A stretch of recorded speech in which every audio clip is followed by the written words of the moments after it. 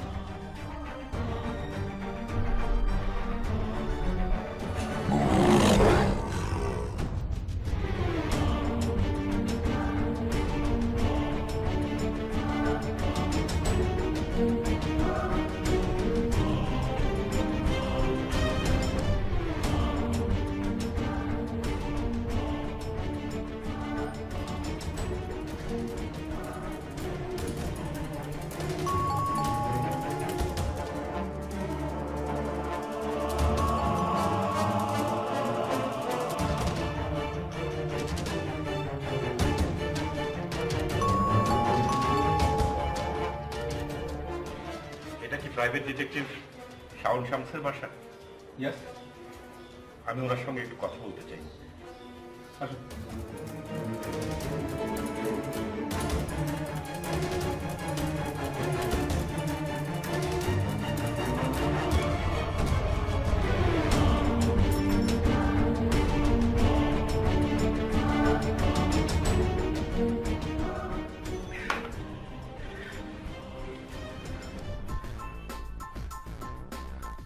Sorry, আপনাকে জিজ্ঞাসা না করে পানিটা খেয়ে ফেলাম।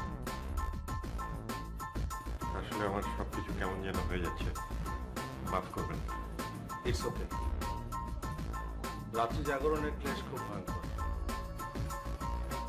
আমার মনে হয় আপনি কয়েক রাত ঠিক মতো ঘুমোতেই পারছেন না, ভীষণ টেনশন আছে। আপনার কথা আমি অনেক শুনেছি। আপনার সিনসিয়ারিটি, এফিশিয়েন্সি আর সাকসেস আপনাকে কিন্তু সমাজে অনেক উঁচু স্থানে নিয়ে গেছে। নিঃসংকোচে আপনি আপনার সমস্যার কথা আমাকে বলতে পারেন। আমি অবশ্য অনেক দুর্বোধ্য সমস্যার সমাধান করেছি।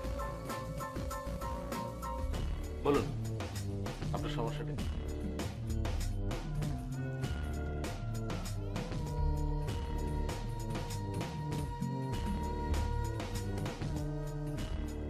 বছর 3 হলো আমি বিয়ে করেছি। আমার স্ত্রীর নাম জয়া, খুব ভালো মেয়ে, দেখতেও খুব সুন্দর।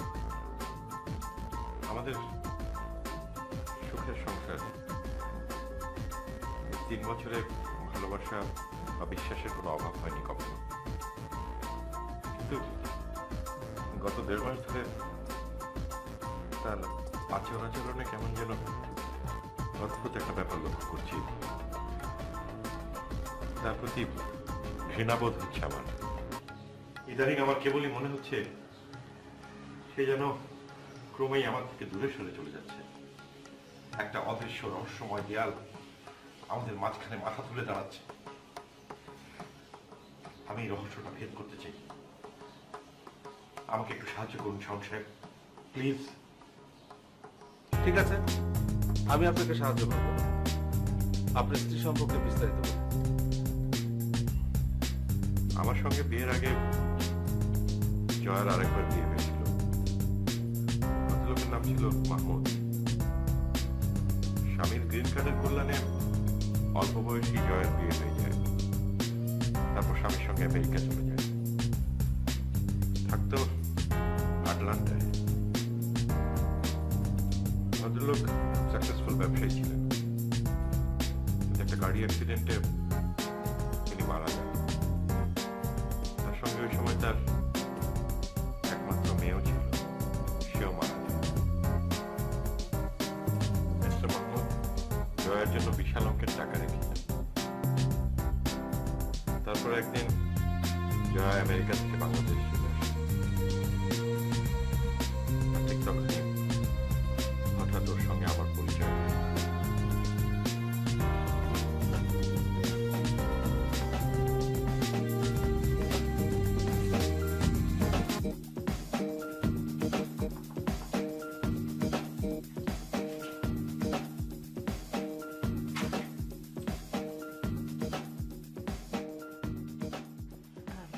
হ্যালো, আহমেদ সাহেব আছেন? না, উনি তো এখানে থাকেন না। এটা 79 না? না, নাম্বার ঠিক আছে, কিন্তু উনি বছরখানেক আগে এই বাড়িটা আমার কাছে বিক্রি করেছেন। ও, অ্যাকচুয়ালি আমি আমেরিকা থেকে এসেছি, মানে ওনার একটা পার্সেল ছিল। মানে আপনার কাছে ওনার কোনো অ্যাড্রেস আছে? মানে আমি এটা কিভাবে? না, ওনার সঙ্গে তেমন কোনো যোগাযোগ নেই, তবে পুরনো ডায়েরি খুঁজলে হয়তো নাম্বারটা পাওয়া যেতে পারে।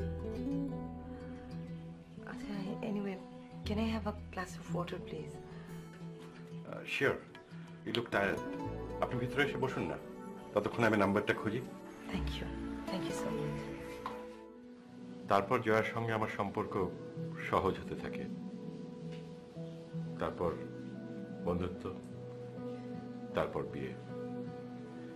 অবশ্য বিয়েতে জয়ার আপত্তি ছিল, কিন্তু আমার পীড়াপিড়ি আর ভালোবাসা তাকে মুগ্ধ করে।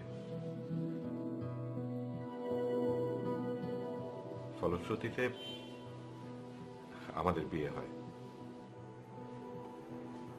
মিস্টার মাহমুদের ডেথ সার্টিফিকেট কি আপনি দেখেছেন? জি, জয়া আমাকে দেখিয়েছে। বিয়ের বছরখানেক আগে আমি একটা বাড়ি কিনি। আমার বাড়িটা যে এলাকায়, সেই এলাকাটা বেশ নির্জন। আমার বাড়ি থেকে কিছুটা দূরেই একটা বাড়ি আছে। অবশ্য ওই বাড়িটা কখনো ভাড়া হয় না। ভাড়া হতো না কেন? কারণ ওই বাড়িতে একটি মেয়ে আত্মহত্যা করেছিল। লোকেরা বলে যে মেয়েটি ভূত হয়ে এখনো ওই বাড়িতে ঘুরে বেড়ায়। ইন্টারেস্টিং। আপনি কখনো ভূত দেখেছেন? না, তবে আমার স্ত্রী একদিন ওই বাড়িতে কিছু একটা দেখে চিৎকার করে উঠেছিল। কি দেখেছিল? সেটা সে বলেনি। আপনি কি করেন? বিজনেস। আগে আমার ছোটখাটো প্রেসের ব্যবসা ছিল, পরে একটা বাইং হাউসে করেছি। আসলে একদিন আমার টাকা মানেই তো তোমার টাকা। আমি চাই তুমি আমার টাকাগুলো নিয়ে ব্যবসায় লাগাও, মানে আরেকটু বাড়াও তোমার ব্যবসাটা। না না, তোমার টাকা আমি হাত দিতে পারবো না, ওগুলো তোমার কাছেই থাক। তুমি না নিলে কিন্তু আমি খুব কষ্ট পাবো, প্লিজ।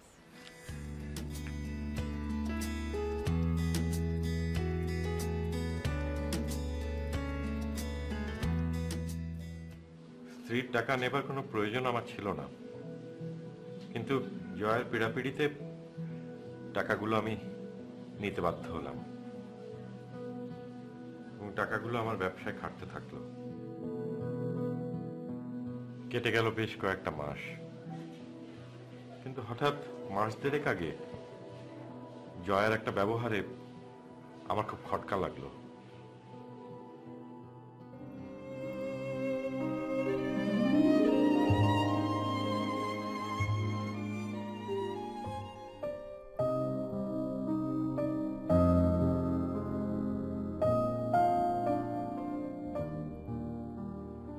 তোমাকে না বলেছি ওই ভূতের বাড়ির দিকে তাকিয়ে থাকবে না? ও হ্যাঁ, সরি, আর আর হবে না। চলো ভেতরে চলো। হ্যাঁ, শোনো, আমাকে 1,05,000 টাকা দিতে পারবে? 5 লাখ টাকা হ্যাঁ, লাগবে। লাগবে সেটা তো বুঝতে পারছি, কেন লাগবে সেটাই জানতে চাইছি। বললাম তো আমার লাগবে, আমি বলবো তোমাকে পরে সবকিছু, প্লিজ।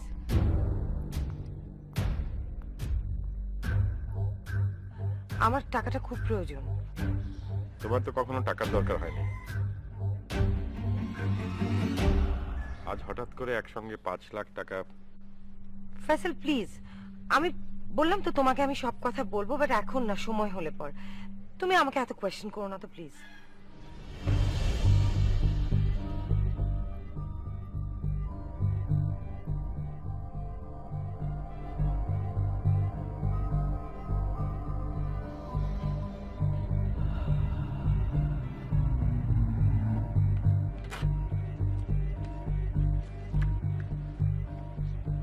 Thank you.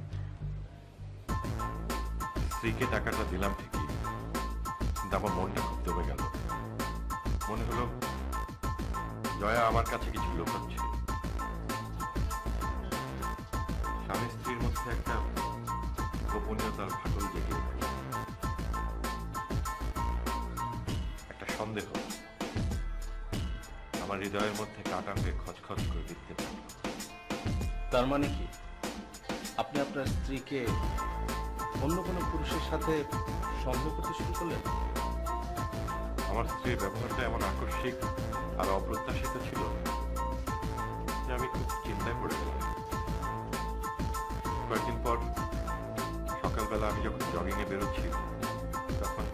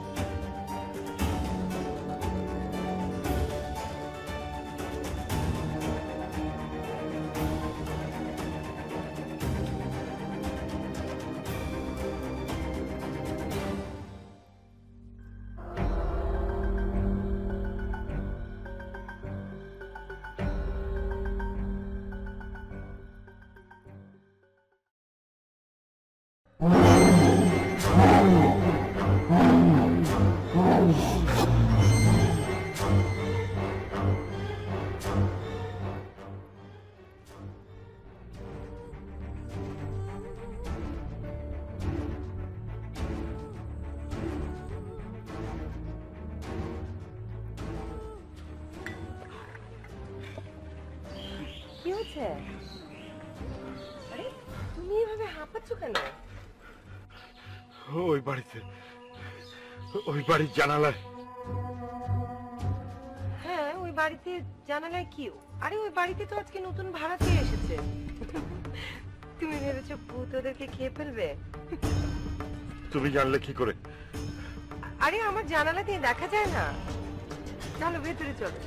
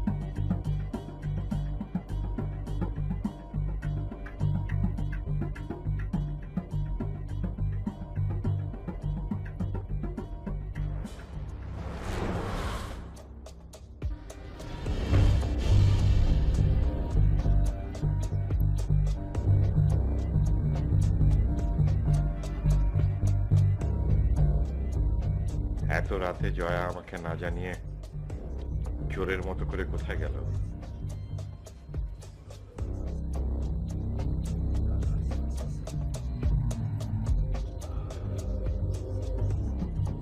ওখানে দাঁড়িয়ে থাকা ওই লোকটাকে কেন আমার বাড়ির জানালার দিকে তাকিয়েছিল?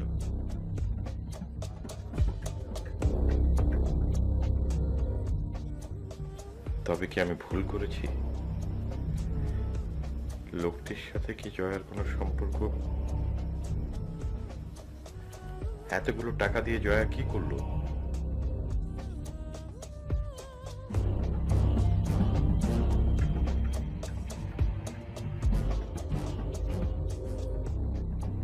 আচ্ছা, লোকটা কি জয়ার আগের স্বামী? না না, তা কি করে হয়? আমি তো জয়ার স্বামীর সেই ডেথ সার্টিফিকেট দেখেছি। তবে কি প্রেমিক? ওহ, আর পারছি না।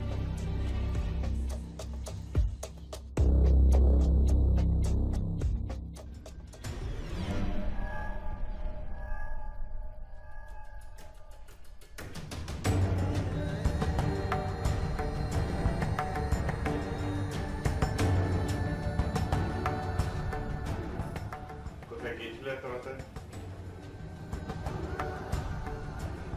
কোথায় গিয়েছিলে এত রাতে?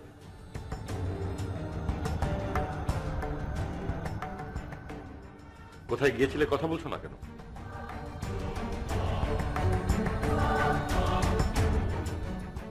ঘরে দম বন্ধ হয়ে যাচ্ছিল, সেজন্য নিচে থেকে একটু হেঁটে আসলাম।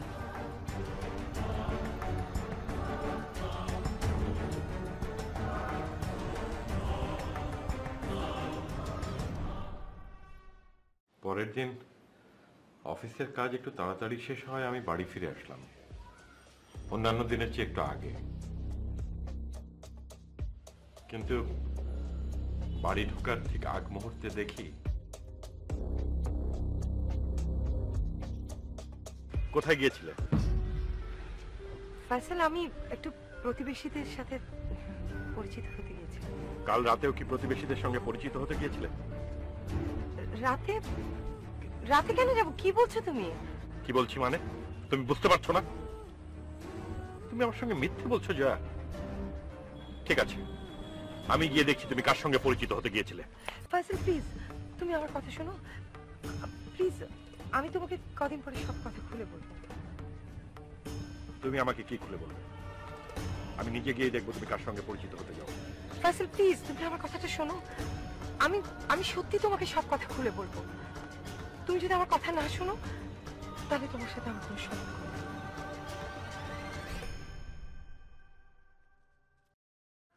ঠিক আছে, আমি যাব না, কিন্তু তুমি আমাকে কথা দাও আমাকে না জানিয়ে আর কখনো এখানে আসবে না। কথা দিলাম। চলো ঘরে চলো।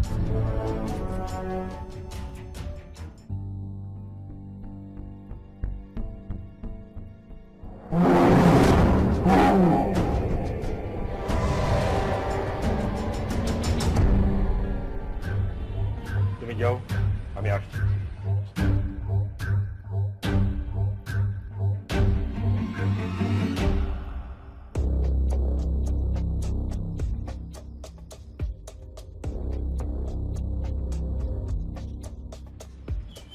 এখানে কি? চলে যান। কে আপনি? আমি কে সেটা পরে, আর একটা কথা বললে এই মাথা ঘাড়ে থাকবে না। যান।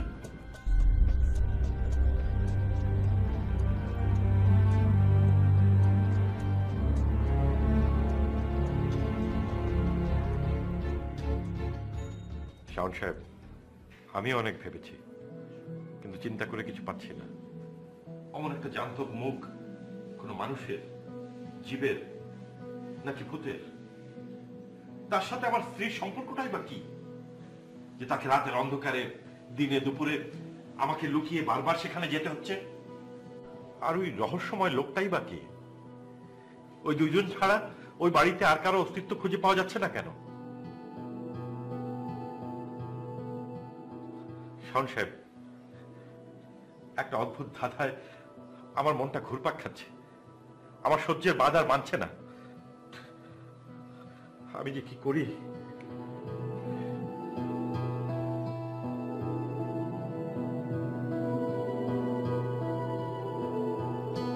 যাই হোক, দুটো দিন আমার ভালোই কাটলো। তৃতীয় দিন কাজে বেরিয়ে একটু তাড়াতাড়ি বাড়ি ফিরে আসলাম।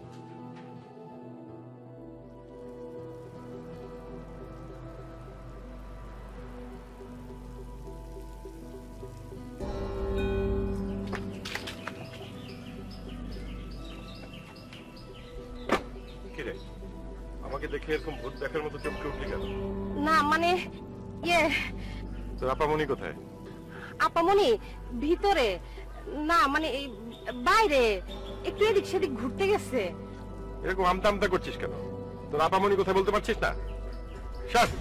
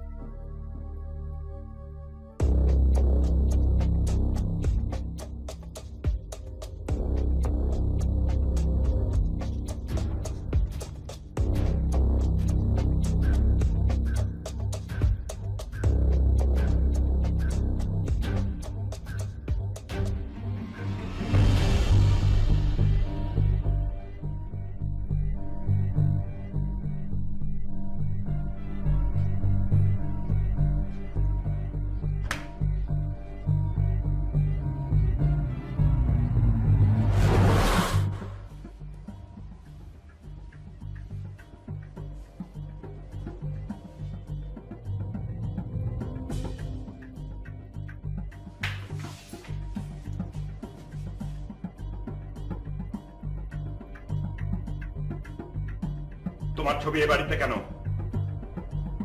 কাকে দিয়েছো তোমার ছবি?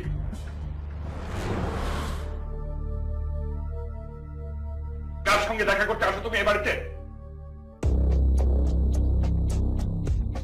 জবাব দাও।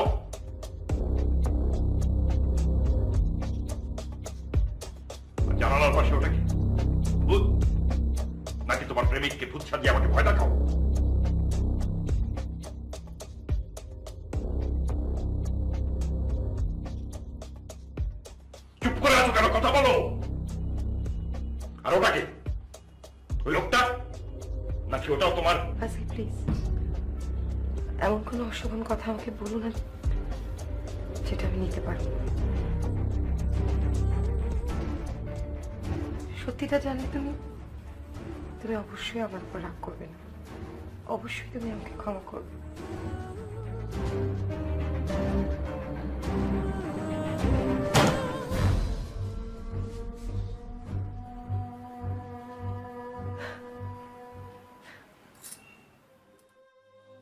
শাওন সাহেব, এই রহস্যটা ভেদ করে আপনি আমাকে রক্ষা করুন প্লিজ। জানালায় যে মুখটা দেখেছিলেন সেটা ছেলের না কোনো মেয়ের মুখ? ঠিক জানি না, যতবারই মুখটা দেখেছি সাত করে সরে যায় জানালা থেকে।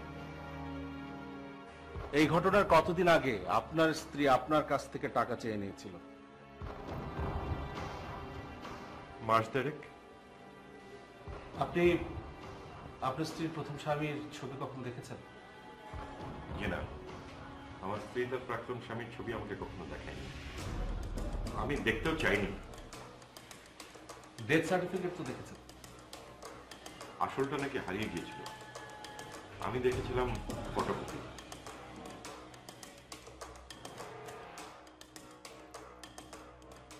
আপনার স্ত্রীর কাছে আমেরিকা থেকে কোনো ফোন বা চিঠি আসে? আমি জানি না। আচ্ছা, আপনার স্ত্রীকে চেনে এমন কেউ কি আমেরিকাতে আছে আপনার মনে হয়? আমি জানি না, ব্যাপারটা আমার কাছে খুবই গোলমেলে লাগছে। আমার কাছেও তাই। ব্যাপারটা ব্ল্যাকমেইলই হতে পারে। ব্ল্যাকমেইলিং? কি বলছেন? কে কাকে ব্ল্যাকমেইলিং করবে? আমার কাছে তো কেউ কোনো টাকা চায়নি। আপনার কাছে চাইনি, কিন্তু আপনার স্ত্রীর কাছে চাইতে পারে। তা না হলে হঠাৎ করে আপনার স্ত্রীর 5 লাখ টাকা লাগবে কেন? এই ব্যাপারটা তো আমি ভেবে দেখিনি, কিন্তু ব্ল্যাকমেইলটা করছে কে? কে আবার? আপনার স্ত্রীর প্রথম স্বামী? তা না হলে আর কার পক্ষে আপনার স্ত্রীর ছবি অমন সাজানো ঘরে সাজিয়ে রাখবে? ইম্পসিবল। জয়ার প্রথম স্বামী মারা গেছে। নাও যেতে পারে। আপনার স্ত্রী আপনাকে মিথ্যে বলেছে।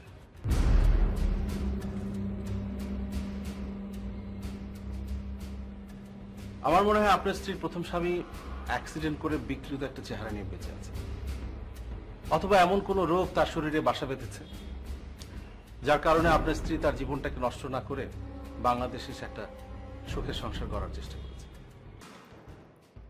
এমন কি হতে পারে না যে ওই বিকৃত দর্শন লোকটি আপনার স্ত্রীর প্রাক্তন স্বামী, আর যেই লোকটি আপনার বাড়ির দিকে তাকিয়ে থাকে সেই লোকটি আপনার স্ত্রীর খবর পেয়ে আপনার স্ত্রীর প্রাক্তন স্বামীকে নিয়ে ব্ল্যাকমেইল করার জন্য ওই বাড়িতে উঠেছে? আমি কিছুই বুঝতে পারছি না। আমার মনে হয় আমি পাগল হয়ে যাব।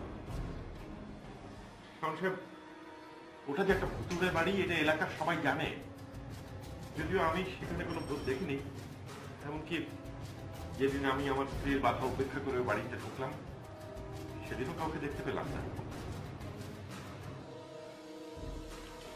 ফয়সাল সাহেব, ভূত তো ছবি সাজিয়ে রাখবে না। এই নিয়ে আর বৃথা চিন্তা করেন না, বাড়ি ফিরে যান। বাড়িতে গিয়ে যদি দেখেন প্রতিবেশী চম্পট দিয়েছে তাহলে তার করার কিছু নেই। আর যদি দেখেন চম্পট দেয়নি, আমাকে জানাবেন, আমি হাজির হয়ে যাব। বাকিটা স্পটেই বুঝতে পারবো। ও হ্যাঁ, আর শোনেন, ওই বাড়িতে আর ঢুকতে যাবেন না।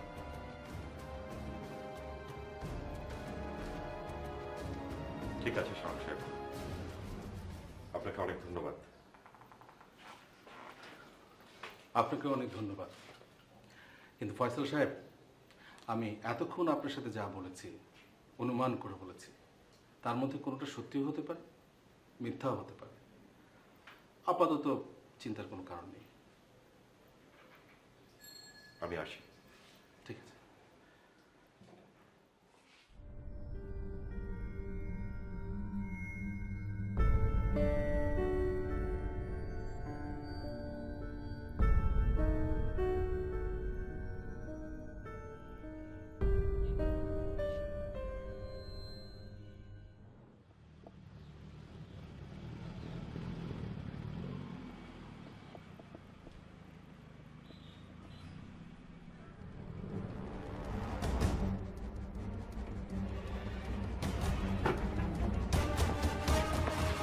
দাঁড়ান, আমার বাড়িতে এসেছেন কেন?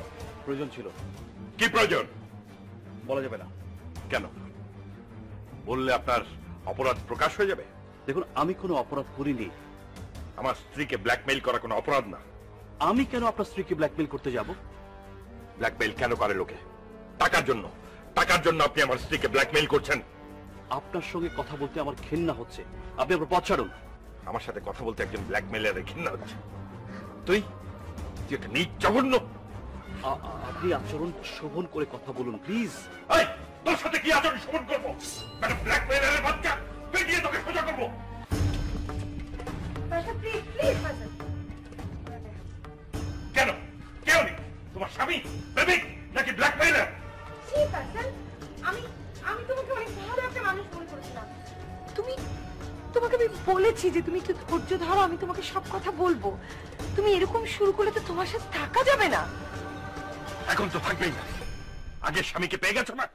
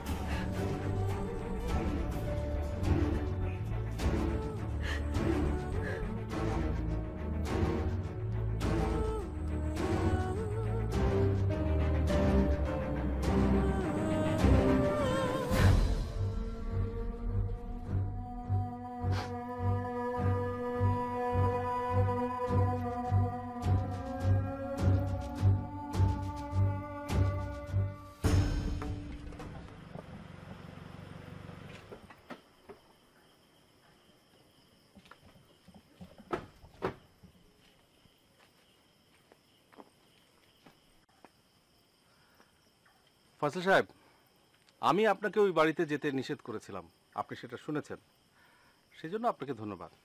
কিন্তু সেই সাথে নিন্দাও জানাচ্ছি, আপনি কিন্তু ওই লোকটার সাথে ঝগড়া না করলেও পারতেন। আমার মাথা গরম হয়ে গিয়েছিল।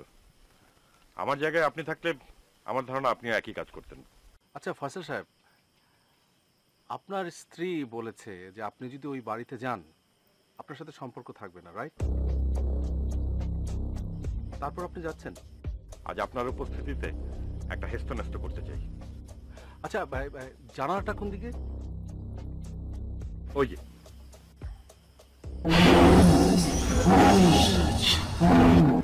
দেখেছেন? হ্যাঁ দেখেছি। আসুন তো, আসুন আসুন আসুন।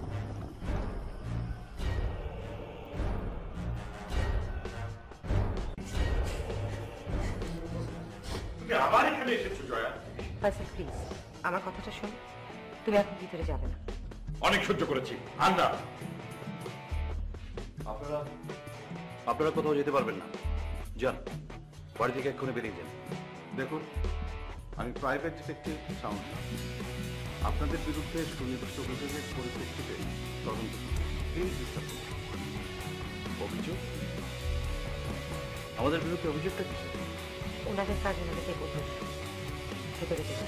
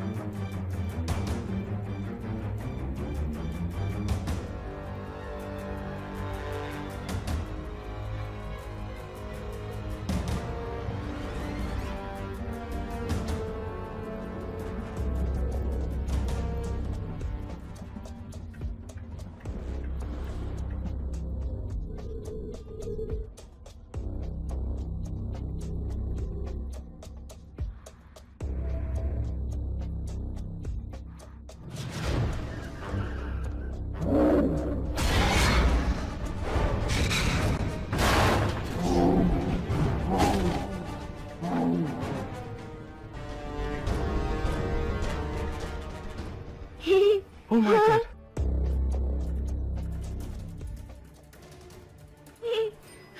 কি সুন্দর একটা মেয়ে। তুমি এটা পড়তে?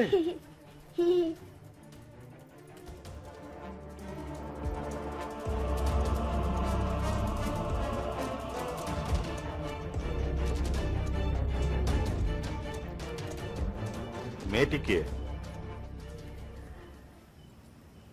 আমি আমি তোমাকে আজ সব সত্যি কথা বলবো ফাইসাল। আমি তোমাকে বলেছিলাম আমার প্রথম স্বামী আমেরিকাতে অ্যাক্সিডেন্টে মারা যায়। সেটা কথাটা সত্য। সেখানে মিথ্যা হলো সে একাই শুধু মারা যায়, আমার মেয়েটা মারা যায়নি, সে বেঁচে আছে। আর এটাই সেই মেয়ে। তোমার মেয়ে?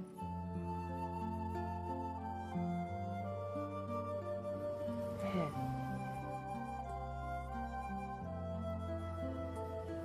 আমি আমি তোমার কাছে আমার মেয়ের কথাটা গোপন করেছি। আমি তোমাকে বলিনি, বিশ্বাস করো, আমি তোমাকে হারাতে চাইনি। তুমি যদি আমার মেয়ের কথা শুনে আমাকে বিয়ে না করো, আসলে ওই সময় আমার একটা সঙ্গীর খুব দরকার ছিল। আমি আমি সেই জন্য পারিনি তোমাকে আমার মেয়ের কথাটা বলতে। আর তুমি তুমি যাকে নিয়ে আমাকে সন্দেহ করছো, ব্ল্যাকমেলার ভাবছো, সে আসলে আর কেউ না, আমার আপন ভাই। প্লিজ, আপনি আমার বোনটিকে ভুল বুঝবেন না। আমার বোনটি প্রথমেই মেয়েটির কথা জানাতে আপনাকে সংকোচ বোধ করেছিল, পরে অবশ্য সে জানাতে চেয়েছিল, তখন আমি জানাতে নিষেধ করেছিলাম। আমি আমি এখন বুঝতে পারছি আমি খুব ভুল করেছিলাম। মেয়ের খবর আমি মনা ভাইয়ের কাছে আমি সব সময়ই পেতাম। ভালোই ছিল ও আমাকে ছাড়া, প্রায় আমার সাথে কথা হতো। কিন্তু হঠাৎ হঠাৎ আমাকে না পেয়ে এমন চিৎকার করে কাঁদতো। ও যখন এত কান্নাকাটি করতো তখন আমি আর ওকে ছাড়া থাকতে পারতাম না। খুব দেখতে ইচ্ছা করতো ওকে। জয় একদিন ফোনে আমাকে এই বাড়িটার পুরো গল্প বলল। এই বাড়িটাকে সবাই ভূতের বাড়ি বলেই জানে। অবশ্য আমরা এসব ভূত টুত বিশ্বাস করতাম না। তখন আমি জয়াকে পরামর্শ দিলাম এই বাড়ির মালিকের সাথে কথা বলে এই বাড়িটা ভাড়া নিয়ে নিতে।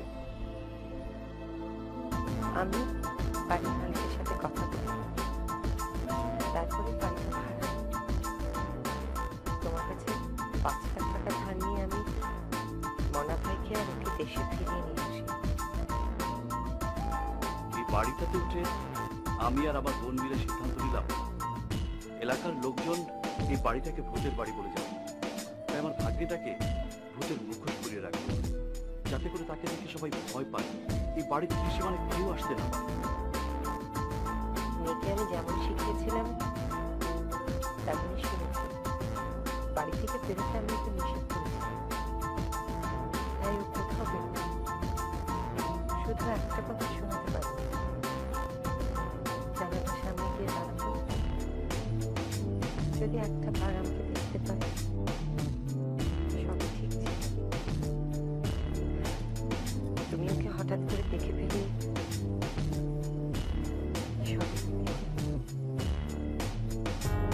সেদিন মাঝরাতে তুমি কোথায় গিয়েছিলে? এতদিন পর মেয়েকে কাছে পেয়ে আদর করার ইচ্ছেটা আর থাকতে থাকতে পারি। তাই রাত্রে ছুটে চলে গেছিলাম ওকে একটু আদর করার জন্য। আচ্ছা, আমি বুঝতে পেরেছি আমি তোমাকে অনেক রকম সন্দেহ করার সুযোগ দিই, কিন্তু বিশ্বাস করো কাছে রাখার চিন্তা আমি আমি তোমার কষ্টটা আমি অবহেলা করেছি। আমি তোমাকে অনেক কষ্ট দিয়েছি।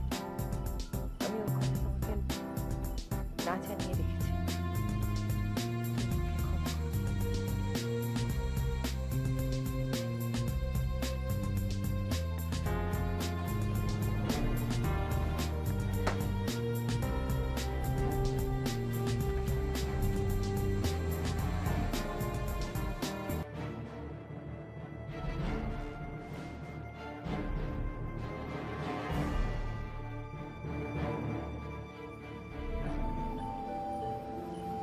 আমি বুঝতে পেরেছি তুমি আমাকে ক্ষমা করবে না। তুমি ভালো থেকো। আমি আসি।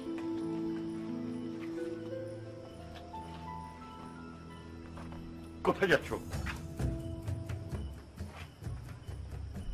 আমি মেয়েকে নিয়ে চলে যাচ্ছি। জয়া, তুমি আমাকে যতটা খারাপ মানুষ ভেবেছ, আমি ততটা খারাপ মানুষ নই। তোমার মেয়ে আজ থেকেও আমারও মেয়ে। আমাকে ক্ষমা করো জয়া, আমি তোমাকে ভুল বুঝেছিলাম।